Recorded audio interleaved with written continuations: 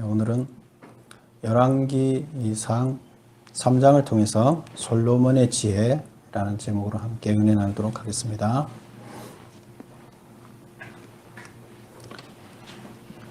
우리가 지금 열왕기를 살펴보고 있습니다. 근데 지금 열왕기는 역사서라 그랬죠. 잠깐 그 역사서를 어떻게 읽어야 되는지 다시 한번 잠깐 우리 생각해보고 들어갈 수 있도록 하겠습니다. 지금 역사서, 우리 성경에 기록된 이야기들에는 잘한 일, 하나님의 후손들, 하나님의 자녀, 하나님의 일꾼들을 먼저 선택을 해서 그들을 교육시키는 과정을 쭉 기록을 전공하고 있다 그랬죠. 근데 그 기록하는 과정에서 잘한 일들을 쭉 기록한 것이 있어요. 하나님의 뜻대로 생각대로 기록한 게 있고, 또 반대로 하나님의 뜻대로 살지 않은 잘못된 것들을 기록한 내용들이 있습니다. 이 두 가지가 여기 다 나옵니다. 그런데 우리는 하나님의 뜻대로 잘한 것인지 아니면 하나님의 뜻대로 하지 않고 우리 인간의 뜻대로 한 것인지 구분을 못할 때가 많습니다. 특히 역사서를 기록할 때는 특히 그렇습니다. 왜 그렇다 그랬어요? 어떤 관점을 가지고, 관점이라는 것은 어떤 그 방향성, 자기 주관이죠. 어떻게 하고자 하는 의도를 가지고 역사를 기록을 하게 됩니다. 그래서 어떤 의도를 가지고 기록을 하다 보니까 그 의도로 몰아가는 거예요. 그러면 그것이 하나님의 뜻하고 틀릴 경우가 많이 있습니다.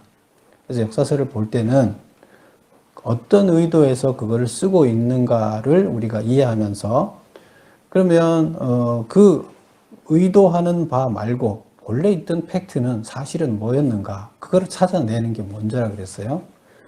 그래서 그 사람이 의도하는 것이 이런 사건을 보고 이거 자기 시각으로 이거를 평가를 하는데, 그러면 사실은 뭐였는가를 지금 우리의 시각으로 다시 보고, 하나님께서는 그 사실을 보고 어떻게 생각하셨을까?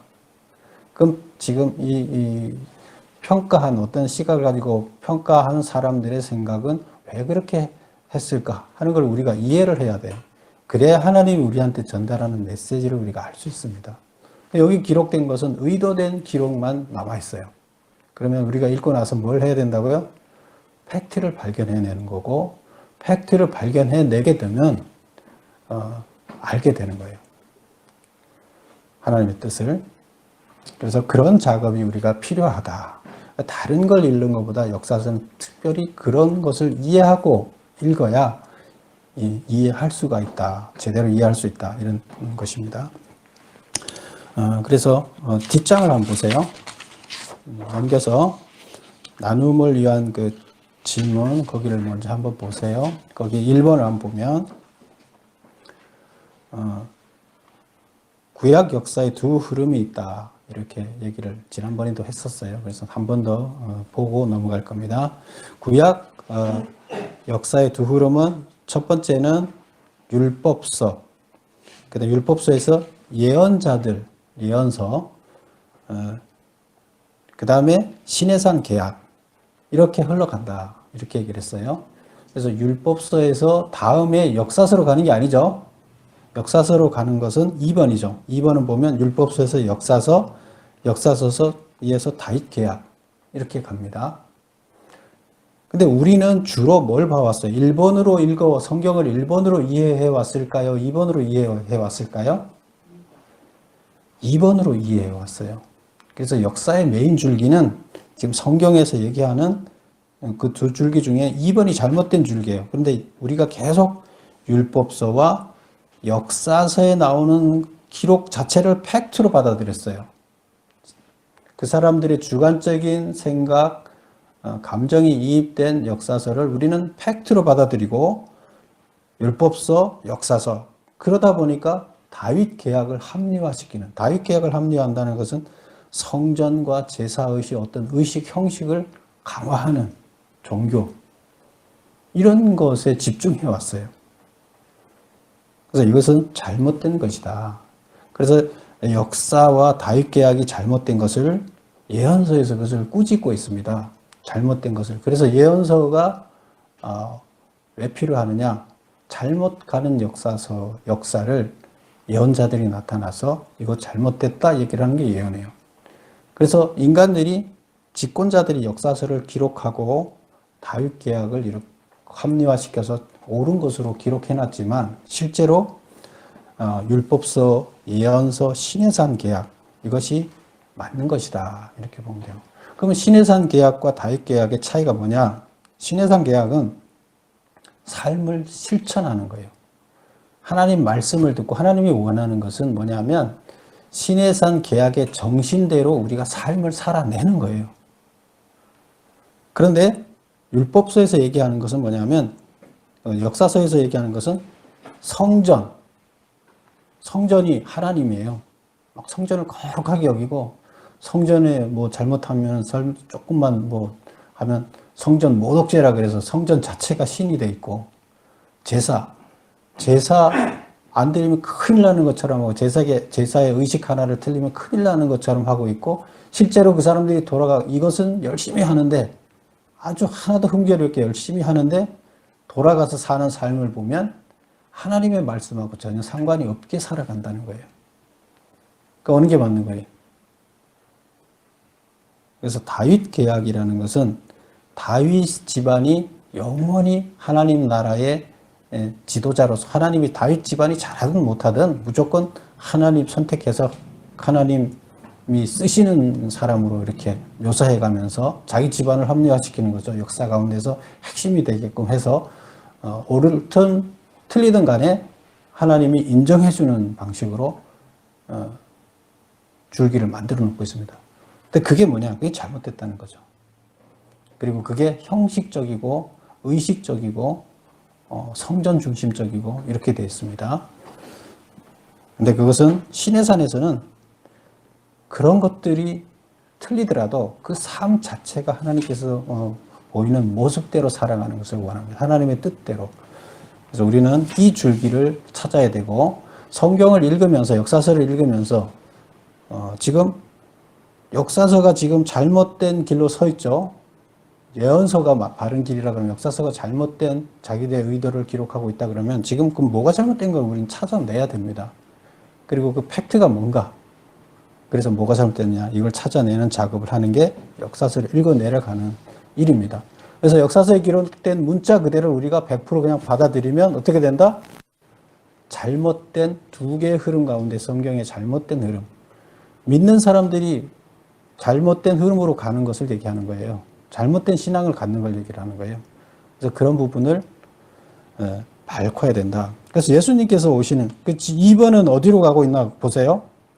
2번은 신약시대의 탈무드를 통해서 유대주의로 갔어요. 이거 유대교예요. 하나님의 예수님을 인정하지 않아요. 그래서 그들은 유대즘이 됐어요.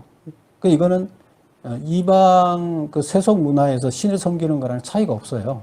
그런 방식으로 갔는데 1번은 어떻게 갔어요? 복음서를 통해서 헤브라이즘, 히브리의 하나님이잖아요. 그 히브리 본래의 의식이 하나님 뜻이에요. 하나님 의식이 그대로 살아있다는 거예요. 하나님의 생각이. 그래서 이게 예언자 전통이다 이렇게 얘기를 합니다. 그래서 우리는 역사서를 볼 때 역사서 자체가 올바로 기록됐다 이렇게 보지 않고 찾아내는 작업을 해야 된다. 이것을 다시 한번 말씀드립니다. 자, 그러면 우리 열왕기가 100% 기록된 내용이 사실이다. 이렇게 접근을 하게 되면 잘못 읽을 가능성이 높다. 사실인 것도 있고 아닌 것도 있다. 근데 우리는 읽으면서 찾아내야 된다. 그리고 이 작가는, 열왕기를 쓴 작가는 처음부터 없는 역사를 그냥 다 쓴 것일까요? 만들어낸 것일까요? 아니죠. 어떤 팩트가 있는데 그 팩트를 자기 방식대로 해석해서 기록을 하는데 이 지금 열왕기서를 쓴 사람들은 편집을 했어요. 근데 시각은 갖고 편집을 했지만 편집을 할 때는 어때요? 어떤 사건이 이미 기록되어 있는 내용을 사람들에게 알려져 있는 내용을 사람들이 잘못 알고 있을지언정 팩트대로 알고 있지 않을지언정 잘못되게 알고 있으면 알고 있는 그 내용 그대로 편집해 놓은 겁니다. 그런데 잘 읽어보면 그게 팩트가 아니라는 걸 알 수 있습니다. 근데 편집자는 그게 팩트가 아니라는 것을 알더라도 어떻게 했어요? 일반 사람들이 다 인식하고 있는 대로 역사가 이미 기록되어 있는 대로 편집을 해 나가는 거예요. 그걸 뜯어 고치는 게 아니에요. 그러면 작가는, 편집하는 사람은 이건 팩트가 아닌데 아니나 사람들이 다 이렇게 알고 나라에서 이렇게 맞다고 얘기를 했으면 그냥 그 사실대로 거기다 기록을 해놔요. 근데 잘 읽어보면 우리가 그게 사실이 아니라는 것을 알 수 있게끔 단서들을 남겨놓습니다. 우리는 그 작업, 읽으면서 그 작업을 해야 돼요. 그래서 성경에서 역사서를 읽을 때 이런 관점을 갖고 읽지 않으면 잘못 가게 된다. 오늘 3장을 보면 마이크 잘 들려요? 오늘 3장을 보면 오늘 3장의 이야기는 솔로몬이 지혜를 구하는 이야기가 나옵니다. 우리가 많이 들었던 이야기예요. 그렇죠? 솔로몬이 왕이 돼서 하나님한테 나 지혜를 주십시오 했더니 하나님이 너 욕심을 부리지 않고 너 그 국민들을 다 잘 재판하기 위해서 지혜를 구했으니까 참 기특하구나. 그래서 네가 구한 거 외에 너는 그 하나만 구했는데 네가 구한 거 외에 내가 나머지를 다 주겠다. 부와 영광과 장수와 이런 복들을 너한테 다 주겠다. 이런 내용이 나옵니다. 그리고 우리가 읽지 않은 그 16절부터 28절까지 끝에까지 나오는 내용은 뭐냐면 또 우리가 다 알고 있는 거예요. 두 여자가 이렇게 솔로몬이 지혜롭다는 것을 이제 그 신뢰를 써서 어떻게 했길래 그 하나님한테 그런 지혜를 받았는데 그 지혜를 써서 어떻게 재판을 했는지를 보여주는 거예요. 근데 그 한 예를 여기다 넣어놨어요. 그래서 어떤 두 창기가 있는데 그 창기가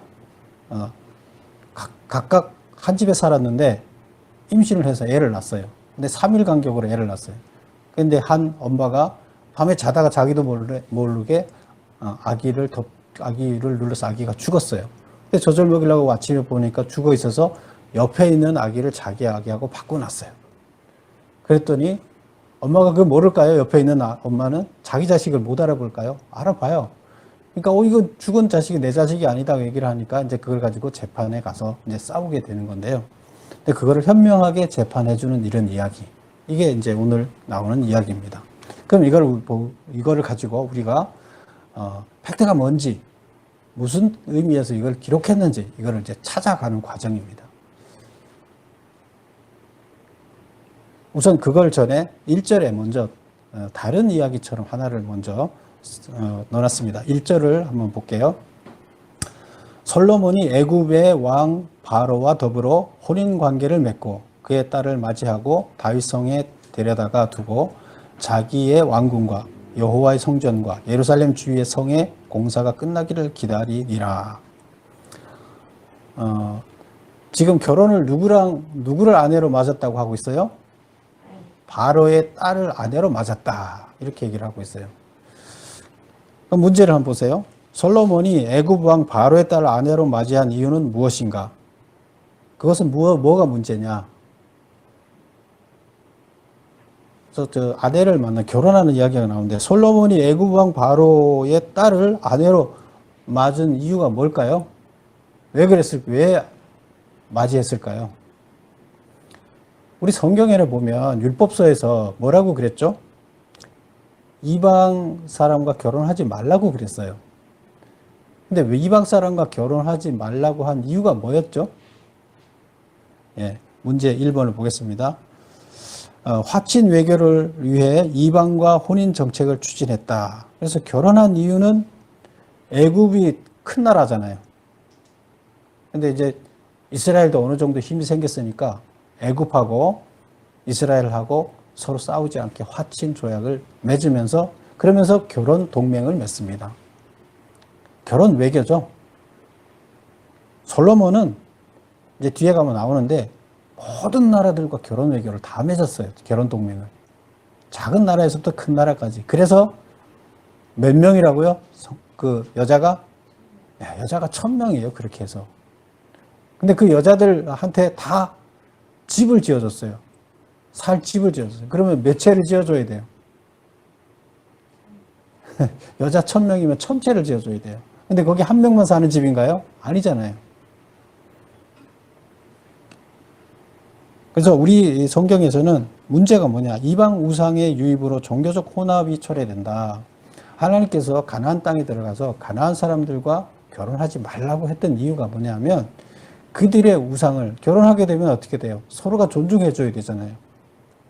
처갓집에 있는 신도 존중해줘야 돼요. 신을 무시하면서 그 집 제사 신한테 그 제사 지내는데 우리는 모른다고 안 가면 안 되잖아요. 서로가 가서 그들은 다 신이기 때문에 아무 신이나 다 믿기 때문에 서로 가서 그를 축하해주고 신을 제사 같이 지내줘요. 예배 같이 드려줘요.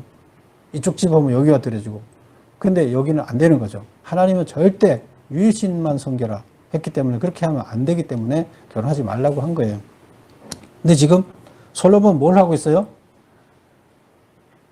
하나님께 가장 우려했던 그 결혼을 해서 이방신을 끌어들입니다. 그래서 이스라엘의 그 예루살렘 성 주변이 전부 다 뭘로 돼요? 종교의 전 세계 종교 박물관이 됩니다. 국민들은 어느 종교를 믿어야 돼요? 그래서 지금 이 모습을 첫 1장에서 1절에서 3장 1절에서 이 이야기를 하고 있습니다. 그래서 종교 혼합주의가 돼 있다. 유일신 하나님을 섬기는 거에서 탈피해 있다는 거예요. 수도 서울이잖아요. 예루살렘이. 거기에 다 모든 종교들이 들어와 있는 거예요. 그래서 그게 문제인 거예요. 하나님이 가장 싫어하는 일을 지금 벌렸다. 얘기를 1절에다 기록하고 있습니다. 그렇다 그러면 솔로몬이 행하고 있는 다른 것들도 하나님 말씀대로 살아갈까요? 기본이 하나님을 섬기는 기본이 안 돼 있는데 우상을 다 예루살렘에다가 전 세계 우상을 다 끌어들였는데 그게 하나님 뜻대로 살까요? 2번을 보겠습니다. 그러면 애굽 공주를 데려다가 다윗 성에 두고 왕궁과 성전과 성벽 공사가 끝나기를 기다리니 이렇게 얘기를 하고 있습니다. 왜 끝나기를 기다리고 있어요? 예. 이 얘기는 뭐냐 하면 이들 공사가 끝나면 이어서 다윗 성 밖에 바로의 딸을 위한 궁을 지을 계획이었는데 다윗 성은 예루살렘 성이죠. 그녀를 위한 궁이 완공되기까지 임시적으로 다윗 성에 머물게 했다는 뜻이다. 그래서 예루살렘 성, 다윗 성이 예루살렘 성인데 예루살렘 성에 일단은 임시적으로 결혼을 했으니까 머물게 했다는 거예요. 다른 공사가 지금 급한 게 끝날 때까지 여기 머물러라. 왜? 집을 다시 너 궁을 지어줄 테니까 와이프를 위한 궁을 지어줄 테니까 기다려라 이 얘기예요. 그래서 다 지어줘요. 다른 사람들한테. 근데 예루살렘 성 안에는 집을 지을 공간이 없어요. 그렇다 보니까 성 바깥에다가 이렇게 지어주게 됩니다. 그래서 예루살렘 그 주변이 다 확장이 되는 거죠. 이방 신들에 의해서. 그래서 첫 번째 3장 1절에서 이 얘기를 먼저 못을 박아놓고 그 다음에 이제 다음 이야기로 들어갑니다. 지혜에 관한 이야기로 들어갑니다. 그래서 2절에 보면 그때까지 여호와의 이름을 위하여 성전을 아직 건축하지 아니하였으므로 백성들이 산당에서 제사하며 솔로몬이 여호와를 사랑하고 그의 아버지 다윗의 법도를 행하였으나 산당에서 제사하며 분향하더라. 그래서 산당에서 제사를 했다 하는 이야기를 하면서 이제 4절에 보면 제사하러 어떤 산당으로 가는 이야기예요. 이제 4절에 보세요. 어디로 어떤 산당으로 가요? 기브온에 있는 산당으로 갑니다. 그리고 거기 가서 일천 번제를 드립니다. 문제 3번을 보겠습니다. 기브온은 어디에 위치해 있는가? 기브온이 어디에 있을까요? 지도를 한번 볼까요? 앞에 예루살렘보다 북서쪽에 있죠. 살짝 북서쪽에 있는데 근데 문제는 남유다하고 북이스라엘하고 따졌을 때 기브온은 어디에 속해 있을까요? 북이스라엘에 속해 있어요. 그래서 지금 경계 예루살렘에서 조금만 올라가면 그 경계예요. 그래서 예루살렘하고 기브온하고 그 사이에 경계가 있고 기브온은 북이스라엘 땅이고 예루살렘은 남유다 땅이에요. 그래서 크게 지금 지금 현재는 통합은 돼 있긴 하지만 사울 쪽에 속해 있던 북이스라엘과 이렇게 두 개가 사실상 알게 모르게 알력을 갖고 나눠져 있어요. 지금도. 우리 뭐 전라도, 경상도 이런 식으로 그런 것들이 있습니다. 이게 안 들린다고요?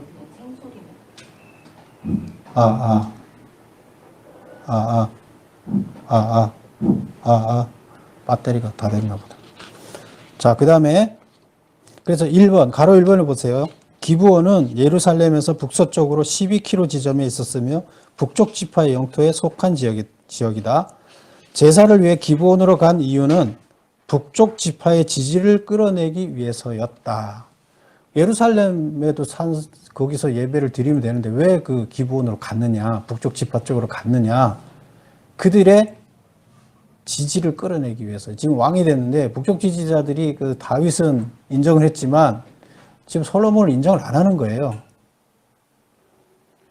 원래 그 인지도가 아도니아가 인지도가 더 많았어요. 그리고 장자고 그랬는데 지금 그 솔로몬 자체를 인정을 안 하고 있으니까 지지를 받기 위해서 거기 가서 이제 예배를 드리는 거예요. 그래서 북쪽 지파의 지지를 얻기 위해서는 하나님이 인정한 왕이라는 인식을 심어줄 사건이 필요했다. 하나님이 인정하면 인정한다는 기름 부음이 있어야 되잖아요. 근데 기름 부음이 있었던 것을 증빙할 수가 있으면 되는데 기름 부음이 없었어요. 하나님의 기름 부음이. 그런데 그걸 증명할 수 있는 게 없으니까 그러면 어떤 사건을 만들어내야 되는 거예요. 그들의 인정을 받으려면. 없으니까 정치를 하는 거죠. 그리하여 만들어낸 사건이 꿈에서 하나님을 만나는 거예요. 꿈에서 하나님을 만나서 하나님으로부터 꿈에서 인정을 받는 것을 만들어내는 거예요. 누가 만들었을까요? 선지자라는 이름을 갖고 있는 나단을 통해서 만들어내는 겁니다. 나단의 작전입니다. 나단이 솔로몬을 세웠죠. 나단은 사실상 가짜 선지자예요. 참모예요. 정치 참모예요. 밑에 장관이에요. 그래서 3번 보면 여호와를 만나기 위해서 설정한 매개체가 정성 들인 제사, 즉 일천 번제이다. 그 하나님을 만나려면 뭘 해야 될 거 아니에요. 그래서 소를 1,000마리를 잡아서 1천 번제를 드립니다. 1,000번을 드렸다는 게 아니라 번제, 태워서 드리는 거예요. 다 태워서 드리는 거예요. 근데 그 소를 1,000마리를 태워서 드리는 겁니다. 그러니까 하나님께 그 사람들이 봤을 때는 와, 신앙이 엄청나다, 저 왕. 정말로 하나님 앞에 가득하게 충성을 다하는구나 하는 모습을 보여주는 거예요. 북쪽 지파들 앞에 가서. 그리고 그날 잤어요. 그랬더니 산당에서 잤는데 정성 들인 번제에 응답해서 꿈속에서 하나님을 만난 거예요. 본 사람이 있어요? 아무도 없어요. 본인만 알고 있어요. 하나님 만났는데 하나님 무슨 얘기를 하더라 하는 것을 이제 아침에 일어나서 얘기를 하는 거예요. 그 얘기가 지금 오늘 실려있는 이야기예요. 지혜를 구했더니 하나님께서 지혜만이 아니라 이것까지 다 준다고 했다. 그러면 이제 그걸 듣는 사람들은 무슨 생각을 할 수 있어요? 아, 저렇게 정성을 들이고 믿음이 좋으니까 하나님께서 지혜만 준 것이 아니라 나라도 부강하게 해주고 정말로 왕성하게 해주겠구나. 축복해주겠구나. 그래서 우리가 왕으로 인정해야 되겠구나. 유도한 거고 그 사람들은 그대로 믿은 거예요. 하나님이 나타났다는데 누가 안 믿겠어요? 4번 일천번제란 무엇인가? 하나님은 일천번제를 기뻐하실까? 1,000마리의 번제물을 1,000번 드린 게 아니라 한 번에 1,000마리를 태워서 드린 거예요. 그래서 일회성으로 하나님께 드린 것을 말한다. 많은 양을 드리는 이유는 하나님을 향한 솔로몬의 사랑이 크다는 것을 드러내 보이려는 의도에서였다. 하나님은 이를 기뻐하지 않으실 것이다. 하나님이 기뻐할까요? 의도가 있는 거예요. 하나님을 이용하는 거예요.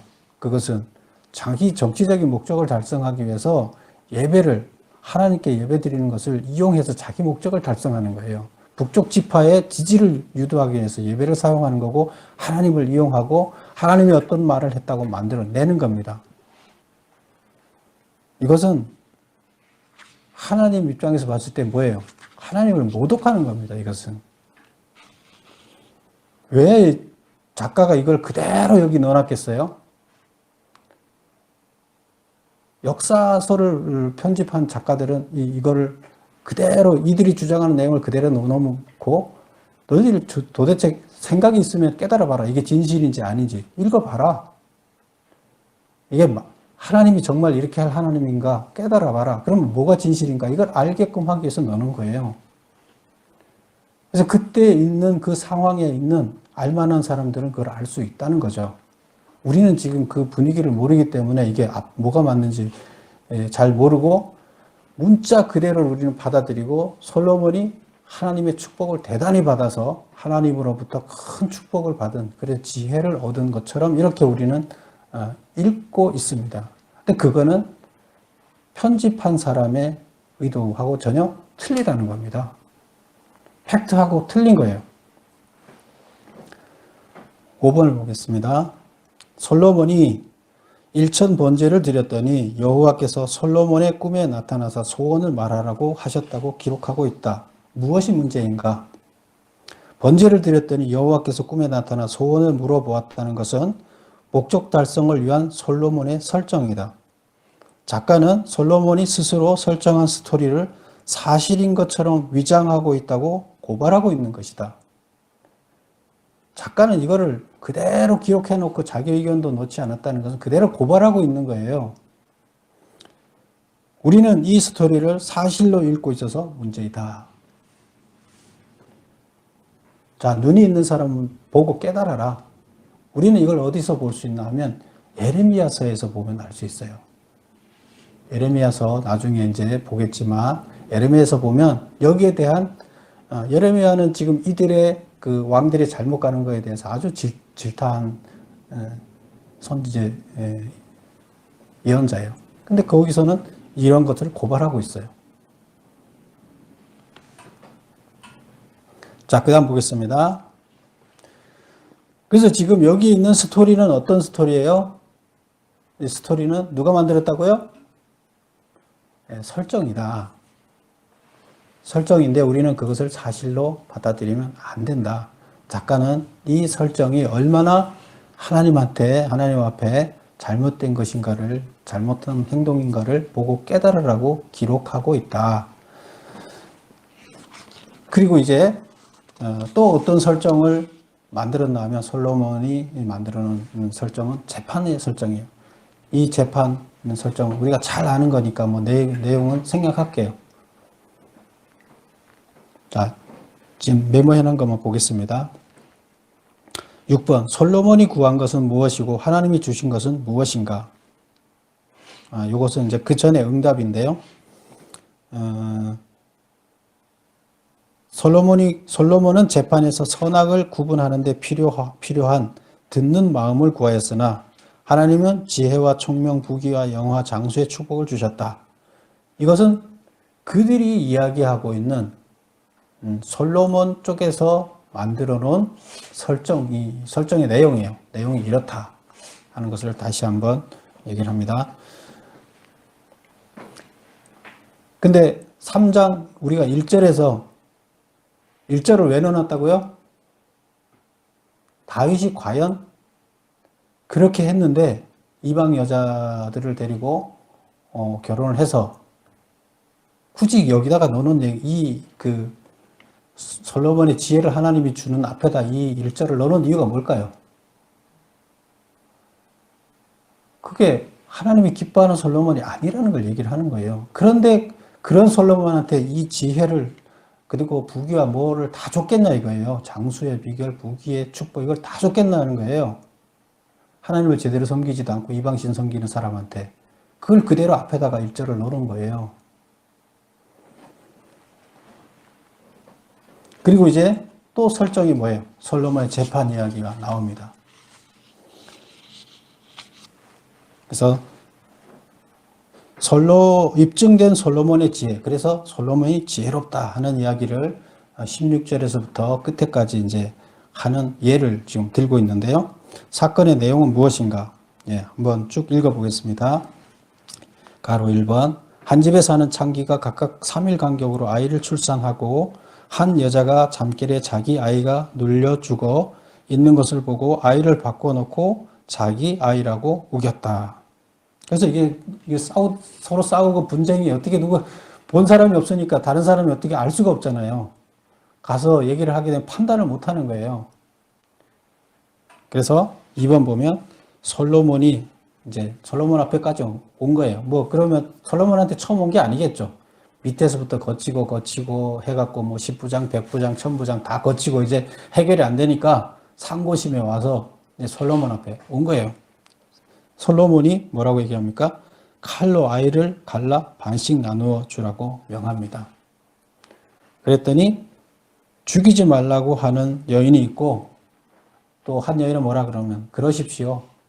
반씩 잘라서 너 거도 아니고 내 거도 아니고 해주십시오. 이제 이렇게 얘기를 합니다. 그래서 솔로몬이 죽이지 말라고 하는 여인을, 이 죽이지 말라고 하는 여인은 뭐예요? 나는 안 가져도 되니까 애 죽이지 말고 저 여자 줘라. 이렇게 얘기를 하는 거예요. 여인을 산 아이의 엄마로 판정을 해주고 너가 진짜 산 여자다. 그러니까 아이를 죽이지 말고 저 여자한테 줘라. 이렇게 이제 얘기를 합니다. 근데 이 판정을 보고 맨 끝에 절을 볼까요? 28절.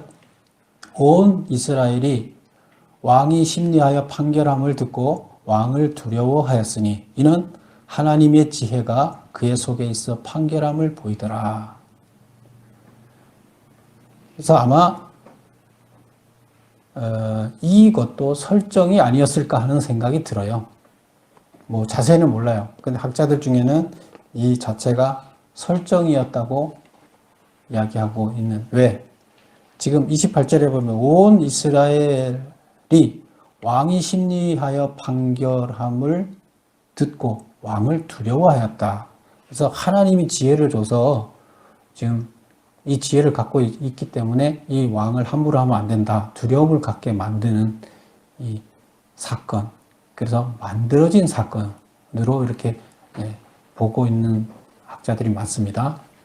저도 그렇게 느껴집니다. 사실인지 아닌지는 모르지만 뭐 이렇게 재판할 수도 있고 아닐 수도 있는데 사건이 있었을 수도 있고 없었을 수도 있는데 어쨌건 결론은 뭐냐면 이 사건을 통해서 결국 하나님이 준 지혜가 다윗한테 하나님이 지혜를 줬다는 걸 확신시키고 그래서 왕한테 함부로 하면 안 된다는 두려움을 백성한테 갖게 만들었다는 거예요. 그럼 이게 목적성이 있는 설정이지 않았을까 이제 이렇게 볼 수 있습니다. 그렇다 그러면 우리 3장의 내용을 쭉 보면 솔로몬의 이제 치적들이 쭉 이제 나오기 시작하는 이제 첫 번째 치적에서 어떤 이야기를 하고 있는 거예요? 솔로몬의 방향성은 하나님이 원하는 하나님의 아들로서 세상을 치리하는 방향성에 맞지 않다. 하나님 뜻에 합당한 치리자가 아니다. 하는 이야기를 이야기하고 있습니다. 그런데 하나님을 이용해서 자기의 치리를 도모하고 있다. 이걸 고발하는 거예요. 그럼 이제 우리는 어떻게 살고 있냐는 거죠. 바로 이제 이 팩트를 통해서, 팩트가 뭔가를 통해서 우리한테 메시지를 우리는 받아들여야 돼요. 무슨 메시지예요? 하나님을 이용해서 우리 이 땅에서 살아가는데 자기의 뭘 도모하지 말라는 거예요. 정말로 진심으로 우리는 하나님의 뜻에 합당한 자로 우리가 살라고 해야지 하나님을 이용해서 이 땅에서 뭘 치리하고 대부분이 많은 기독교인들이 이렇게 살고 있어요. 솔로몬처럼 살고 있어요. 근데 그걸 고발하는 거예요. 이렇게 했기 때문에 어떻게 됐다고요? 우리가 지금 쫄딱 망해서 포로지에 가 있다. 이게 지금 포로지에 가 있는데 성경 공부 교재를 이걸 지금 편집해서 그들 공부 교재를 쓰고 있잖아요. 그럼 이 텍스트를 놓고 토론을 하면서 그때는 무슨 얘기를 했을까요? 우리가 이래서 우리가 이렇게 잘못하고 사기를 쳐서 우리가 지금 이렇게 나라가 망한 거야. 이 얘기를 하고 있는 거예요. 교재로. 근데 우리는 지금 뭐라고 가르치고 있어요, 교회들이? 우리는 솔로몬처럼 살아야 돼. 이렇게 가르치고 있다는 거예요. 하나님이 그한테 지혜를 줬어. 우리는 솔로몬처럼 기도해서 하나님한테 열심히 헌금하고 기도해서 하나님한테 지혜를 얻어내야 돼. 지금 이렇게 이제 교육하고 있다는 거죠. 많은 것이 왜곡되어 있는 거예요.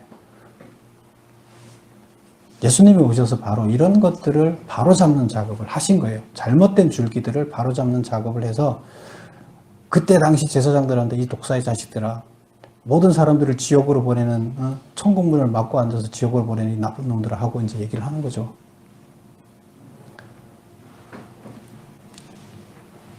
올 새해 우리들이 진심으로 하나님을 이용하는 삶을 살면 안 됩니다.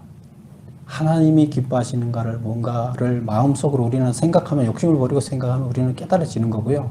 그대로 우리는 살아가는 우리가 되어야 되겠습니다. 그럴 때 하나님은 우리를 사용하십니다. 우리를 기뻐하시고 그리고 은혜를 부어주십니다. 참 은혜를 받는 여러분이 되시기를 축복합니다. 기도하겠습니다. 아버지 하나님,